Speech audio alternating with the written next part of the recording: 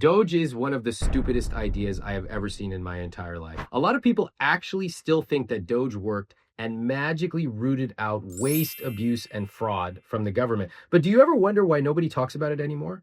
Because the truth is, the government is actually now spending more money than before DOGE. Why is that? Elon and DOGE tapped into this right-wing fantasy of waste, fraud, and abuse as if the government is secretly wasting trillions of dollars.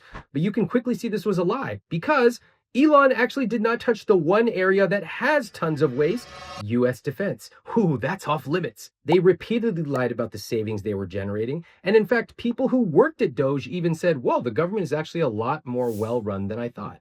Some of the DOGE results are so sloppy, so incredibly incompetent that it's actually comical. Like they fired thousands of people who they now have to rehire. Do you realize how idiotic that is?